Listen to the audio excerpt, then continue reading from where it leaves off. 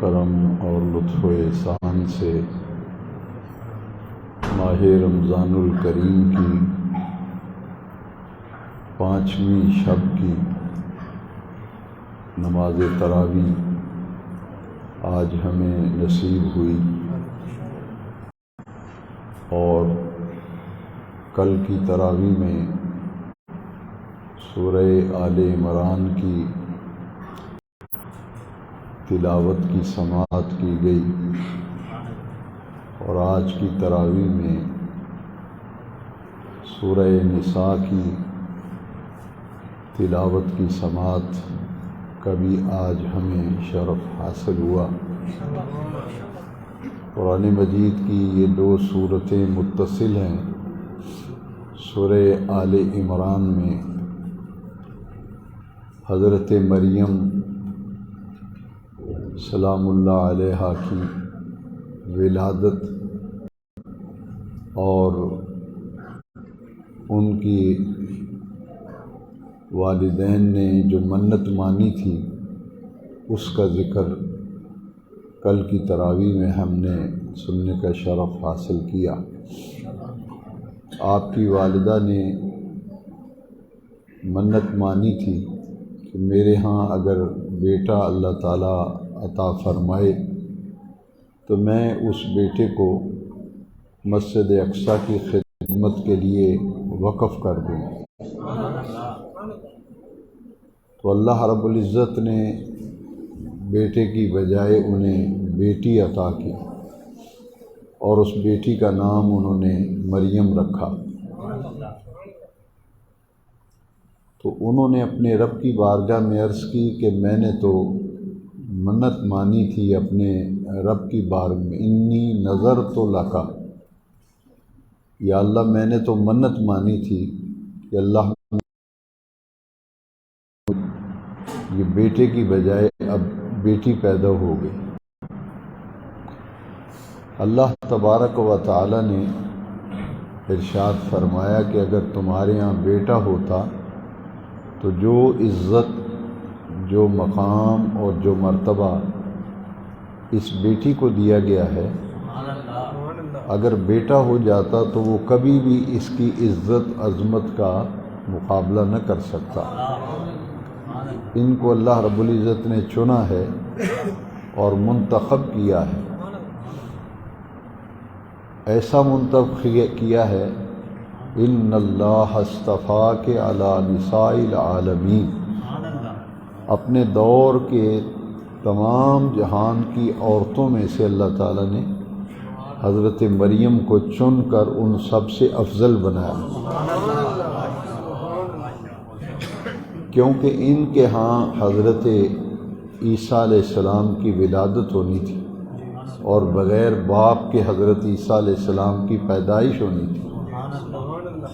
تو اس عظمت کے لیے اللہ کریم نے انہیں منتخب کیا تھا، لہذا اگر بیٹا ہو جاتا تو جو ان کا مقام ہے وہ بیٹا تو کبھی بھی وہ حاصل نہ کر سکتا۔ یہاں ایک بات اور کل کی منزل میں ہمیں معلوم ہوئی کہ ہم دعائیں مانگتے ہیں کہ اللہ تعالی ہمیں بیٹا دے، اور بیٹی جب ملتی ہے تو لوگ منہ بنا لیتے ہیں، اور بعض اوقات تو افسوس کا اظہار بھی کرتے ہیں، حالانکہ اس سے یہ معلوم ہوا کہ وہ قادر مطلق ہے، وہ بہتر جانتا ہے کہ کس کو بیٹا دینا ہے کس کو بیٹی دینی ہے، لہٰذا اللہ کی تقسیم پر راضی رہنا چاہیے، اللہ کی تقسیم پر راضی رہنا چاہیے، اس کی عطا ہے، کیونکہ بیٹی کو جو مقام ملا بیٹے کو وہ مقام نہیں ملنا تھا۔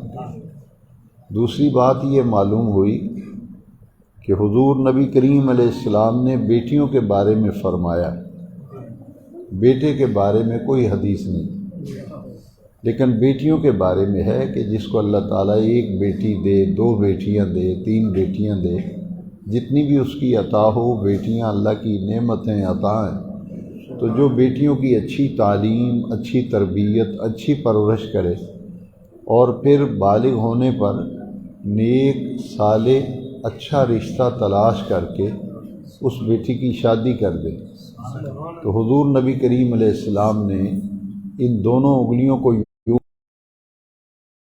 کرا، یہ دو انگلیاں آپس میں ملی ہیں،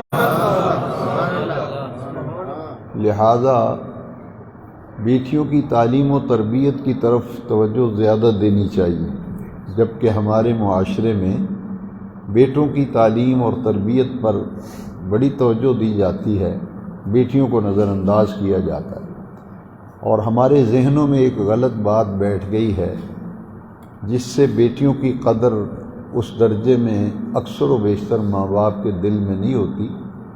خال خال والدین ہیں جو بیٹی کی قدر کرتے ہیں، ورنہ اکثر لوگ یہ کہتے ہیں یہ پرایا مال ہے، یہ لفظ ہی بڑا غلط استعمال کرتے ہیں، یہ جو پرایا مال ہے یہ انہوں نے اپنے گھر چلے جانا ہے۔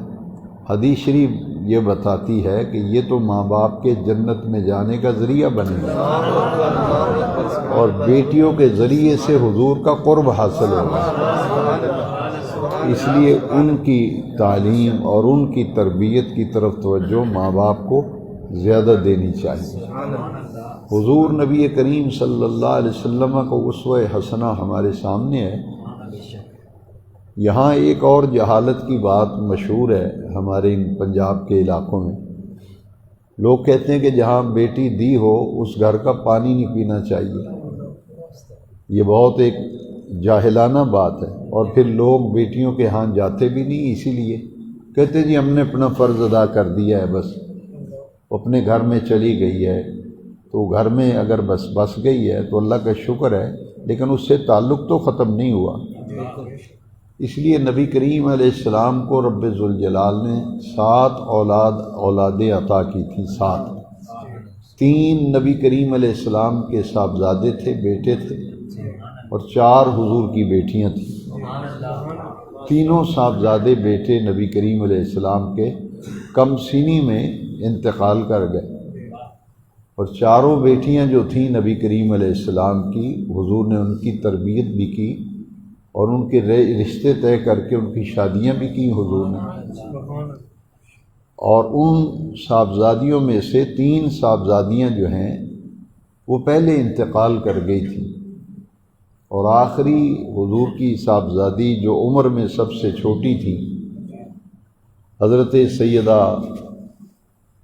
طاہرہ زہرا سلام اللہ علیہا، وہ سب سے چھوٹی بیٹی اور صاحبزادی تھی، لہذا فطری تقاضا ہے کہ چھوٹی اولاد سے ماں باپ کو زیادہ پیار ہوتا ہے، اس لیے یہ ایک مسلمہ بات ہے، یعنی مانی ہوئی بات ہے۔ حضور کی 4 تھیں، اور حضور کو 4 صاحبزادیوں سے بہت پیار تھا، لیکن حضور کے پیار کو سب سے بڑھ کر جس ہستی نے حاصل کیا پایا وہ حضرت خاتون جنت تھی فاطمہ۔ حضور کا ان سے اس قدر پیار تھا کہ جب رشتہ طے کیا حضرت علی رضی اللہ تعالیٰ عنہ سے اور ان کے باقاعدہ رخصتی کر دی، تو نبی کریم علیہ السلام ایک دن میں کئی مرتبہ بیٹی کے گھر تشریف لے جاتے تھے، حضور ملاقات کے لیے جاتے تھے دن میں کئی مرتبہ، اور اگر مصروفیات ہوتی تو دن میں 1 مرتبہ حضور ضرور جاتے اپنی بیٹی کو دیکھنے۔ تو حضرت سیدنا علی المرتضیٰ کرم اللہ تعالی وجہ الکریم کا گھر مبارک ذرا دور تھا، تو حضور روزانہ جاتے تھے۔ ایک دن نبی کریم علیہ السلام نے سیدہ عالم سے حضور نے فرمایا کہ بیٹی تمہارا گھر بہت دور ہے، علی کا گھر دور ہے، تو میں روزانہ بہت چل کے آتا ہوں، تو حضرت علی اب شام کو آئیں جب علی تو ان سے کہہ دینا کہ وہ اپنا گھر میرے گھر کے قریب لے لیں، اور میں بیٹی تجھے دیکھے بغیر رہ نہیں سکتا۔ یہ حضور کے لفظ تھے کہ میں روزانہ تجھے دیکھے بغیر رہ نہیں سکتا، لہٰذا علی آئیں تو انہیں کہنا کہ گھر میرے گھر کے قریب لے لیں۔ رات کو جب حضرت علی آئے کرم اللہ تعالی وجہ الکریم مولا کائنات اسد اللہ الغالب، تو سیدہ زہرا پاک نے وہ بات کہہ دی جو ابا جان کہہ گئے تھے حضور نبی پاک سے۔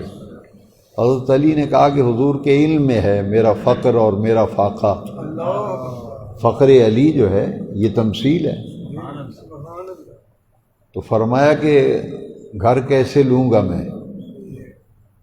اب جب نبی کریم صلی اللہ علیہ وسلم تشریف لائے اگلے دن، تو حضرت علی رضی اللہ عنہ نے جو بات کی تھی زہرا پاک نے حضور کو بتا دی کہ میں نے علی سے بات کی، علی یوں کہتے تھے۔ نبی کریم علیہ السلام کے ایک صحابی تھے، ان کا نام تھا حضرت حارثہ بن نعمان، حضور کے صحابی تھے۔ ان کے کئی مکان تھے، جیسے آپ میں سے بھی کچھ ایسے لوگ ہوں گے کہ جن کے ایک سے زیادہ مکان ہوتے ہیں، 2-3 مکان آدمی خرید لیتا ہے، فارغ پڑے ہوتے ہیں، ایک مکان میں رہائش ہوتی ہے۔ ان کا نام تھا حضرت حارثہ۔ ان کے کئی مکان تھے جو ان کی ملکیت میں تھے، اور ایک مکان ان کا اتفاق یہ ہے کہ حضور کے گھر مبارک کے بالکل ساتھ والا گھر جو تھا وہ حضور کے گھر مبارک کی دیوار تھی، حضرت حارثہ کے گھر کی دیوار، دونوں دیواریں ملی ہوئی تھیں۔ حضور کے اس صحابی کو کسی طرح پتہ چل گیا، کسی طرح یہ بات پتہ چل گئی کہ ایسے بات ہوئی ہے، اور نبی کریم علیہ السلام خاموش ہو گئے ہیں جواب سن کر۔ تو وہ حضور کی خدمت میں آئے اور عرض کی، یا رسول اللہ صلی اللہ علیہ وسلم، میں نے ایسے سنا ہے کہ آپ نے بیٹی زہرا سے یہ بات کی ہے، انہوں نے حضرت علی سے بات کی ہے، تو حضور یہ بات ٹھیک ہے؟ آپ نے فرمایا ہے کہ علی سے کہو کہ گھر میرے گھر کے قریب لے لیں؟ تو فرمایا ہاں حارثہ، بات تو ایسے ہی ہے، بات تو میں نے ایسے ہی کہا ہے۔ تو حضرت حارثہ نے عرض کی، یا رسول اللہ صلی اللہ علیہ وسلم، چابیاں جیب سے نکالی اور کہا، حضور یہ جو ساتھ والا برابر والا مکان ہے، میں آپ کی بیٹی زہرا کی خدمت میں نذرانہ پیش کرتا ہوں۔ اب وہ گھر جو ہے، حضور کے صحابی حضرت حارثہ نے زہرا پاک کو نذرانہ اور ہدیہ پیش کیا۔ نتیجہ کیا ہوا کہ حضرت مولا علی اور زہرا پاک اس گھر میں منتقل ہو گئے، چونکہ دیوار ملی ہوئی تھی نا۔ تو نبی کریم علیہ السلام نے باقاعدہ، آپ کا جو گھر ہے تصور کریں نا، ساتھ والا جو گھر ہے اگر آپ کو مل جائے یا خرید لیں تو کیا ایک دروازے سے نکلیں گے تو اندر چلے جائیں گے، لیکن اس کے باوجود بیٹیوں سے کتنا پیار ہونا چاہیے، بیٹیوں پہ کتنی شفقت ہونی چاہیے، ان کا کیا حق ہے۔ نبی کریم علیہ السلام نے باقاعدہ اپنے گھر مبارک کے کمرے میں، جہاں حضور آرام فرما ہوتے تھے، حضور جہاں تہجد پڑھتے تھے، بالکل اس جگہ پہ حضور نے دیوار میں سے ایک خلا نکلوا کر وہاں دروازہ لگوایا، باقاعدہ دروازہ لگوایا، چھوٹا سا راستہ بنایا کہ جب جی چاہے گا یہاں سے گزر کے بیٹی کو دیکھ لوں گا۔ تو حضور وہاں مصلی بچھاتے تھے، تہجد کی نماز حضور وہاں پڑھتے تھے۔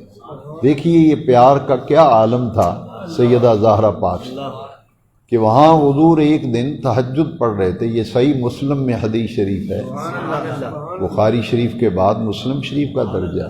تو حضور نے نماز تہجد پڑھ رہے تھے اور برابر میں دروازہ تھا، تو حضرت سیدنا امام حسین رضی اللہ عنہ کے رونے کی آواز آئی۔ کم سن تھے نا، چھوٹے شیر خوار تھے، تو ان کے جب رونے کی آواز آئی تو حضور نے سلام پھیر کر باقاعدہ دروازے کی کنڈی پکڑ کر کے حضور نے دستک دی اور کھٹکھٹائی، اور زہرا پاک جب تشریف لائیں تو حضور نے رونے نہ دیا کرو، حسین جب روتے ہیں تو میرا دل روتا ہے۔ تو یہی وہ دروازہ تھا۔ عرض کرنے کا مقصد یہ ہے کہ بیٹیاں جو ہیں ان کا بڑا حق ہوتا ہے، اس لیے حضور نے اپنا یہ گھر مبارک، آج بھی الحمدللہ جو لوگ مدینہ شریف حاضری دے چکے ہیں وہ جانتے ہیں کہ جہاں حضور کی قبر انور ہے نا، یہ حضرت عائشہ صدیقہ کا حجرہ ہے رضی اللہ عنہ۔ یہ حضرت عائشہ صدیقہ اس کمرے میں رہتی تھی جہاں حضور کی قبر انور ہے، اور اس سے ساتھ والا جو کمرہ ہے یہ حضرت زہرا پاک کے گھر والا دروازہ ہے۔ وہاں آج قدمین شریف گین کی طرف سے جائیں نا تو ایک دروازہ ہے اور باقاعدہ اس پہ تالا بھی لگا ہوا ہے، اور سننے میں آیا ہے کہ وہ تالا جو ہے وہ چاندی کا ہے، لیکن میں نے خود اپنی آنکھوں سے کئی مرتبہ مدینہ شریف جتنی مرتبہ بھی حاضر ہوا، میں اس دروازے کی زیارت کرنے جاتا ہوں کہ یہ زہرا پاک کا گھر تھا، اور اس کا جو تالا ہے اس پہ ایک بڑا پیارا اور خوبصورت شعر کندہ کیا ہوا ہے، والحبیب الذی ترجى شفاعت لکل حول من الاحوال مختار۔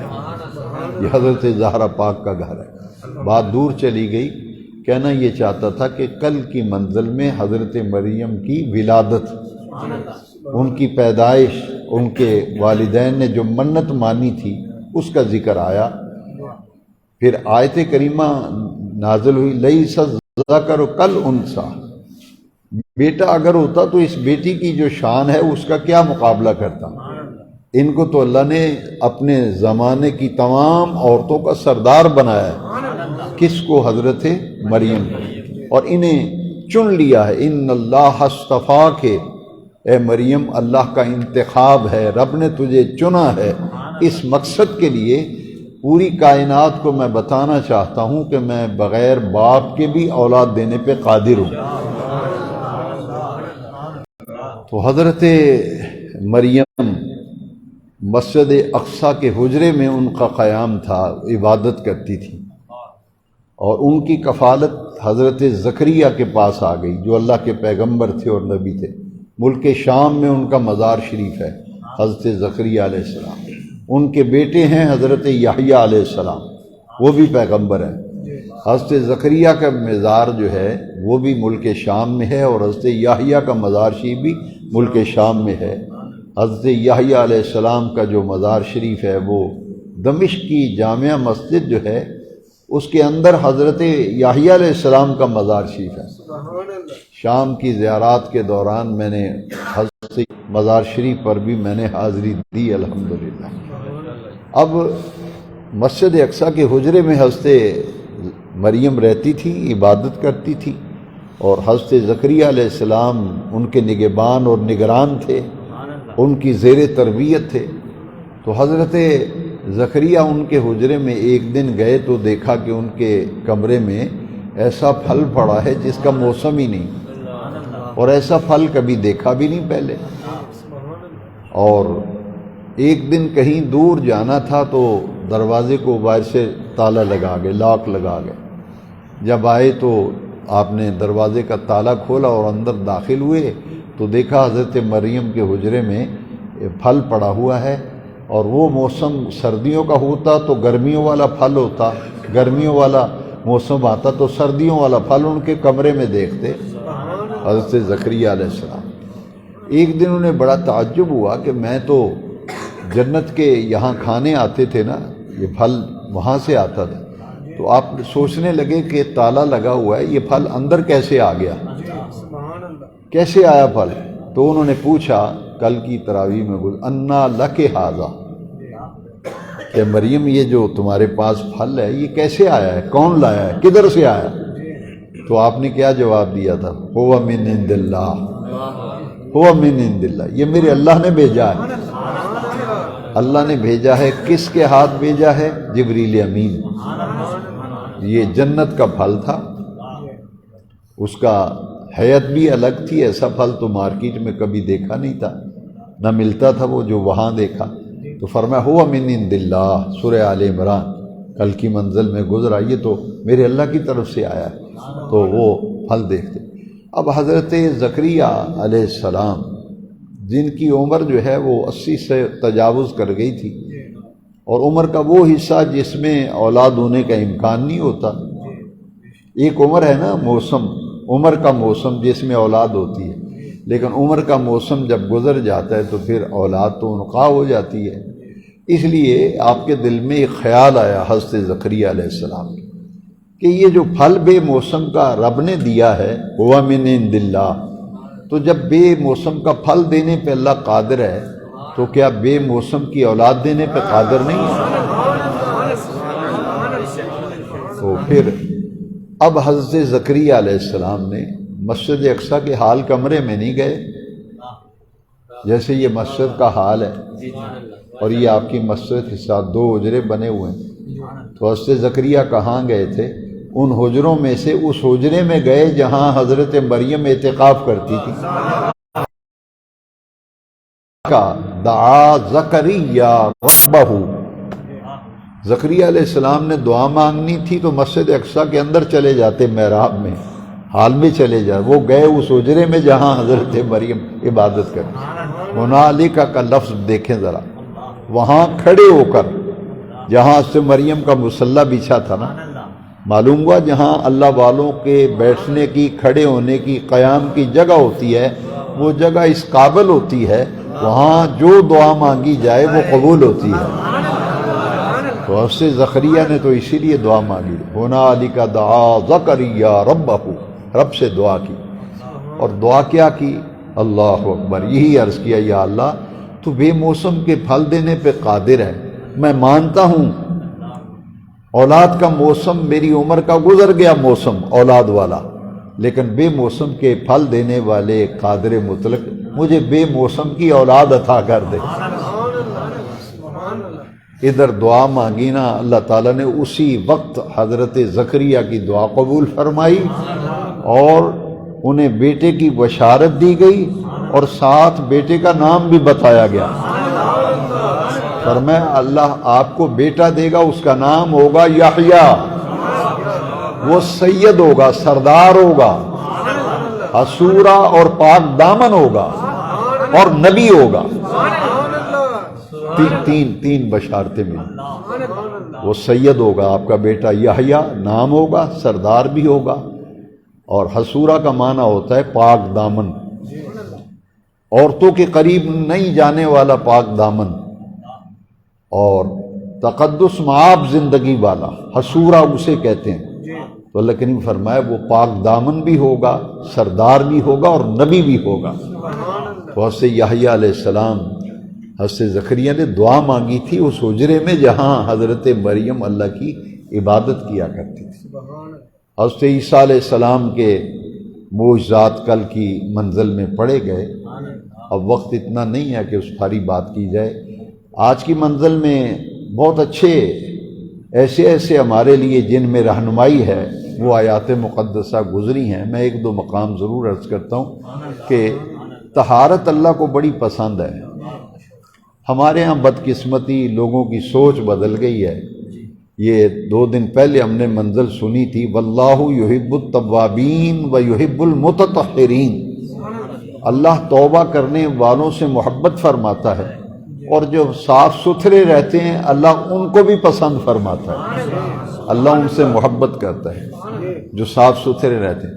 پہل کی تہیں جمے ہوئی ہوں، لوگ کہتے ہیں درویش آدمی ہے، عجب درویشی ہے تمہاری، کہتے ہیں یہ فقیر آدمی ہے، یہ درویش، یہ مولوی صاحب بڑے درویش ہیں، گندے کپڑے پہنتے ہیں، 15 دن بعد نہاتے ہیں، حجامت جو ہے سال بعد کراتے ہیں، بال بے تکے بڑے ہوئے ہو نا، پگڑی بے تکی باندھی ہو، گندے کپڑے پائے ہوں، میل پیروں پہ جمی، کہتے ہیں مولوی صاحب درویش بندے نے۔ یہاں آیت کریمہ گزری پچھلی منزل، واللہ یحب التوابین و یحب المتطہرین، بال بڑے ہوں تو کہتے ہیں جی درویش آدمی ہے، اور بال مونڈے ہوئے ہوں تب بھی کہتے ہیں جی بہت پہنچی ہوئی سرکار ہے، اور ضرورت والے کپڑے، زیادہ ضرورت سے زیادہ کپڑے پہنے ہوں تو پھر بھی کہتے ہیں یہ ولی ہے، اور ضرورت والے کپڑے اتار دے تو کہتے ہیں نانگے شاہ یہ بھی ولی ہے۔ یہ ہمارا حال ہے۔ اور نبی کریم آج کی منزل میں جو مقام گزرا، یہ میں نے تمیدی 2 باتیں کی ہیں۔ صاف ستھرا رہنا اللہ کو بڑا پسند ہے۔ وہ تو صحابی کے کپڑے میلے تھے، جمعے میں انہی کپڑوں میں آ گئے، میلے کپڑوں میں، تو حضور نے فرمایا تو صاف ستھرا لباس نہیں پہن سکتا؟ فرمایا ایک جوڑا ایسا سلا لے جو صرف جمعے کے دن پہنا کر۔ صفائی حضور کو بڑی پسند تھی، یہاں تک کہ آپ حیران ہوں گے، ایک صحابی تھے، وہ نئے مسلمان ہوئے تھے، ابھی پوری طرح انہیں واقفیت بھی نہیں تھی، چند دن ہوئے تھے مسلمان ہوئے، ان کے دانت میلے تھے، تو سرکار نے جب دیکھا کہ دانتوں کی صفائی نہیں کی تو حضور کی تربیت کا انداز بڑا پیارا تھا۔ حضور نے انہیں تو کچھ نہیں کہا، ساتھ والے صحابی سے فرمایا کہ اپنے بھائی کے لیے اچھا سا مسواک بنا کے دے دو، فرمایا ان کو کوئی اچھا سا مسواک بنا کے دے دو تاکہ یہ بھی دانتوں کی صفائی کیا جائے۔ تو یہ حضور کو بڑی بات پسند تھی، اسی لیے ہر وضو کے اندر مسواک کا استعمال۔ دانت صاف ستھرے ہوں حضور پسند فرماتے تھے، اس لیے فرمایا کہ اگر میری امت پر گرانا گزرنا ہوتا تو میں اپنی امت پہ لازم کر دیتا کہ ہر وضو کے اندر مسواک کا استعمال کیا کرو، یہ فرض قرار دے دیتا، لیکن چونکہ مشکل کام ہے اس لیے اس میں رعایت رکھی گئی، مستحب کے درجے میں رکھا گیا کہ پسندیدہ ضرور ہے، اگر فرض کر دیا جائے تو نہ کرے بندہ تو گناہ گار ہوتا ہے، اس لیے آسانی کی گئی۔ تو حضور پیر سیال کا واقعہ میں نے کئی دفعہ آپ کو سنایا، آج پھر سناتا ہوں، کئی لوگ نئے ہوتے ہیں جنہوں نے نہیں سنا ہوتا۔ آپ کا جب وصال کا وقت قریب آیا تو آپ نے وصیت فرمائی تھی کہ جب میں قبر میں مجھے دفن کرو تو میرا مسواک بھی قبر میں ساتھ رکھنا ہے۔ وہ خادموں کو بڑھا تو کبھی کسی نے دفن نہیں کیا، تو آپ فرماتے ہیں میرا مسواک بھی ساتھ رکھنا ہے۔ کہ فرمانے لگے اس لیے کہ جب سرکار قبر میں آئیں گے نا تو فرشتے مجھ سے پوچھیں گے ما کنت تقول فی حق ھذا الرجل، تو میں حضور سے عرض کروں گا یا رسول اللہ میں آپ کا وہ غلام ہوں کہ وضو میں مسواک کرنا سنت ہے نا، میں مسواک پکڑ کے کہوں گا میں نے اس سنت کو بھی کبھی نہیں چھوڑا، ہے مستحب، میں نے اس کو بھی کبھی نہیں چھوڑا۔ اور اپنی مسواک جو ہے وہ جیب میں یہاں چھپا کے رکھنی چاہیے، دکھانی نہیں چاہیے چھپا کے۔ تو وہ مسواک جو تھی ہر جیب میں رکھتے تھے، اور وضو میں سفر میں بھی مسواک استعمال۔ تو دانتوں کی صفائی حضور کو بڑی پسند، اور جو لوگ کئی حجامت نہیں بنواتے تو یہ بڑا ناپسندیدہ عمل تھا نا، حضور پسند نہیں فرماتے تھے۔ صاف ستھرا ہر جمعے کے دن حجامت بنوانا سنت ہے، جمعے کے دن غسل کرنا جمعے کے دن سنت ہے، مسواک لگانا جمعے کے دن سنت ہے، خوشبو لگانا سنت ہے، ناخن تراشنا سنت ہے جمعرات کو یا جمعے کو۔ تو ہر 7ویں 10ویں دن حضور کا معمول شریف تھا، 7 دن بعد 10 دن بعد تو حضور حجامت کرواتے تھے، ناخن تراشتے تھے۔ اور یہ زیر بغل بال اور زیر ناف بال جو ہیں ان کی اتنی احتیاط تھی کہ 40 دن سے اگر اوپر ہو جائیں تو اس پر وعید ہے، اس پر وعید ہے۔ یعنی اسلام یہ چاہتا ہے کہ جو مسلمان ہے صاف ستھرا ہو، پاکیزہ ہو، اسی لیے حضور نے مسواک اور عطر 2 چیزوں کے بارے میں فرمایا کہ مسواک بھی انبیاء کی سنت ہے اور عطر لگانا بھی انبیاء کی سنت ہے۔ التعطر والسواک من سنن الانبیاء، یہ 1.25 لاکھ نبیوں کی سنت ہے مسواک کرنا۔ تو طہارت کے لیے آج کی منزل میں گزرا کہ آدمی رفع حاجت کرے، واش روم سے جب آتا ہے تو پھر اس کے لیے ضروری ہے کہ وہ پاک صاف ہو، صاف ستھرا ہو، اس کے لیے وضو کا عمل رکھا گیا، حدث اصغر کے لیے وضو کا عمل ہے۔ اسی لیے صوفیاء اہل اللہ جو ہیں ان کی کوشش ہوتی تھی کہ ہر وقت باوضو رہیں، اور اگر ہر وقت نہیں تو اکثر اوقات باوضو رہتے تھے۔ سونے سے پہلے بھی اولیاء اللہ جو ہیں سونے سے پہلے وضو کر کے سوتے تھے تاکہ طہارت حاصل ہو۔ اور وضو پاک صاف ہونے کے لیے 4 فرض رکھے گئے وضو کے: چہرہ دھونا، دونوں ہاتھ کونیوں سمیت دھونا، اور سر کا مسح کرنا، اور دونوں پاؤں ٹخنوں سمیت دھونا۔ یہ تو وضو کے 4 فرض رکھے گئے، اور 3 فرض جو ہیں وہ غسل کے رکھے گئے کہ آدمی کا جسم اگر ناپاک ہو جائے، آج کی منزل میں گزرا کہ اگر اپنی منکوحہ عورتوں کے پاس جاؤ تو غسل واجب ہے، یہ ایسا ہے تو اس کے پاک ہونے کے لیے 3 فرض رکھے گئے ہیں۔ بس کچھ پڑھنا بڑھنا اس میں نہیں ہوتا، صرف 3 فرض ہیں جو پورے کر لیتا اس کا جسم پاک ہو جاتا ہے۔ ایک کلی کرنا، اور دوسرا ناک میں پانی ڈال کے صاف کرنا۔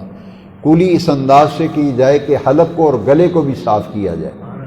ناک کے لیے یہ طریقہ ہے کہ بائیں ہاتھ کی یہ چھوٹی چھنگلیاں اسے کہتے ہیں، یہ انگلی چھوٹی، یہ ہمارے دین میں بتایا گیا کہ ناک کی صفائی کے لیے اس سے اپنی ناک کو صاف کیا جائے۔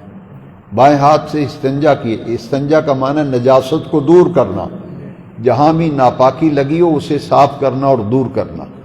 تو غسل کے لیے 3 فرض رکھے گئے: کلی کرنا، ناک میں پانی ڈالنا، یہ ناک کا جو نرم حصہ ہے نا یہاں تک پانی چڑھانا، اور اگر پانی نہیں چڑھا سکے تو چھوٹی چنگلیاں سے دونوں ناک کے نتنوں کی صفائی کی جائے، حلق کی صفائی کی جائے۔ یہ 2 فرض ہیں۔ تیسرا فرض ہے غسل کا، سر کے بالوں سے لے کے پاؤں کے ناخنوں تک 3 مرتبہ پانی بہا کر اچھی طرح سے پورے جسم پر پانی اچھی طرح سے بہہ جائے، اور اس میں خاص احتیاط ہے کہ دونوں کانوں کے اندر انگلیاں پھیرنا۔ بعض اوقات نہا کے نکلتا نا چھوٹے بچے، آپ نے دیکھا ہوگا ان کے کان کے اندر صابن نظر آتا ہے، اس کا یہ مطلب ہوتا ہے کہ پانی اندر نہیں گیا نا۔ اس لیے پانی کا طریقہ یہ ہے کہ چلو میں پانی لے کے کانوں میں ڈال کر پھر دونوں انگلیوں سے اچھی طرح کانوں کی بھی صفائی کی جائے۔ اور ناف، کئی لوگوں کی ناف ذرا گہری ہوتی ہے، تو عام طور پہ پیر جماعت علی شاہ صاحب کی بات میں نے ایک دفعہ آپ کو بتائی تھی کہ یہ اگر ناف اندر سے خشک رہ جائے تو جسم ناپاک کا ناپاک رہتا ہے۔ اس لیے جن لوگوں کی ناف گہری ہے وہ ذرا پانی ڈال کے اچھی طرح سے اندر بھی پانی بہہ جائے تمام جسم۔ یہ غسل کے 3 فرض ہیں۔ آج کی منزل میں تیمم کا مسئلہ بھی پڑا گیا، پانی میسر نہیں ہے، ایک آدمی بیمار ہے، پانی سے اس کو تکلیف ہوگی یا بیماری بڑھے گی، تو اس کے لیے سردی بہت زیادہ ہے اور بوڑھا آدمی ہے، بیمار ہے، پانی سے تکلیف ہوگی، اس کے لیے تیمم کا طریقہ ہے، مٹی یا مٹی کی جنس سے کوئی چیز ہو اس پہ 3 مرتبہ ہاتھ ایسے ماریں، 3 مرتبہ ہاتھ مار کے دونوں چہروں کے اوپر ہاتھ پھیر لیں، پھر کونی سے لے کے یہاں تک۔ یہ تیمم کا طریقہ بھی بتایا گیا، پاؤں کے اوپر مسح کیا جائے تو آدمی کا جسم جو ہے وہ پاک ہو جائے گا۔ لہذا طہارت یہ اللہ تعالیٰ کو بہت پسند ہے۔ تو آج کی منزل میں اور بھی مضامین گزرے، میں اسی پر اکتفا کرتا ہوں۔ ہمیں چاہیے کہ ہم اس بات کا خاص اہتمام کیا کریں۔ ہمارے ایک استاد صاحب تھے، وہ فرمایا کرتے تھے کہ رات کو سونے سے پہلے بھی دانت صاف کرنے چاہیے۔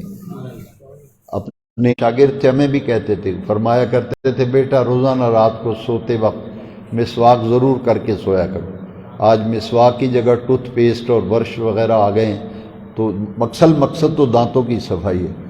اسی لیے یہ بغل کے بال، زیر ناب بال زیادہ دیر تک رکھنا یہ شریعت میں ناپسندیدہ عمل ہے۔ اس طرح ہمیں اپنے بعض لوگوں کے ناخن بڑے ہوتے ہیں تو یہ کم از کم 10 دن سے اوپر نہیں جانے دینا چاہیے، اور اگر 40 دن سے اوپر گزر جائیں تو میں وہ بات نہیں کہتا، سخت ناپسندیدہ عمل ہے۔ اس لیے صفائی ستھرائی آج کی منزل میں اور پچھلی منزل میں جو آیات گزری ہیں اس پر میں نے آج کچھ بات کی ہے۔ اور مساجد میں آئیں تو ایسی کوئی چیز کھا کے آنے سے اسی لیے منع کیا گیا ہے جس سے بدبو پیدا ہوتی ہو، تو ان چیزوں کو استعمال کر کے مسجد میں آنا جو ہے وہ ممنوع قرار دیا گیا۔ اور ایک حدیث میں یہ ہے کہ مسجدوں کے ماحول کو خوشبودار بناؤ، مسجدوں کے ماحول کو خوشبودار، اسی لیے مسجد حرام میں لوبان کی دھونی دی جاتی ہے، مسجد نبوی شریف میں لوبان کی دھونی دی جاتی ہے۔ تو یہ مساجد کو صاف ستھرا رکھنا اور خوشبودار بنانا یہ نمازیوں کی ذمہ داری ہوتی ہے۔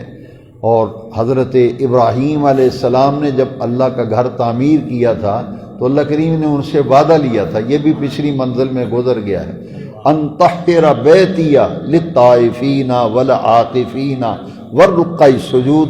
اللہ کریم نے فرمایا میرے پیارے ابراہیم خلیل، میرے پیارے اسماعیل ذبیح، آپ نے میرا گھر تو بنا دیا ہے لیکن مجھ سے وعدہ کرو، عہد کرو، میرے گھر کو صاف اور پاک رکھا کرو گے۔ ان طہر بیتی، میرے گھر کو اچھا صاف ستھرا پاکیزہ رکھا کرو، للطائفین، طواف کرنے والوں کے لیے، والعاکفین، اور اعتکاف کرنے والوں کے لیے، والرکع السجود، اور رکوع سجود کرنے والوں، یعنی نمازیوں کے لیے مسجد کا ماحول پاکیزہ صاف ستھرا ہونا چاہیے، مسجدیں خوشبودار ہونی چاہیے۔ یہی دین کی تعلیم ہے۔ اللہ تعالی ہمیں دین کا فہم اور دین کی سمجھ عطا فرمائے۔ الصلاۃ والسلام علیک یا سیدی یا رسول اللہ وعلی آلک واصحابک یا سیدی یا حبیب اللہ۔ الحمدللہ رب العالمین والصلاة والسلام علی امام الانبیاء والمرسلین۔ ربنا تقبل منا انک انت السمیع العلیم وتب علینا انک انت التواب الرحیم، بحرمت سید الانبیاء والمرسلین، وصلی اللہ تعالی علی حبیبہ سیدنا و مولانا محمد وعلى آلہ واصحابہ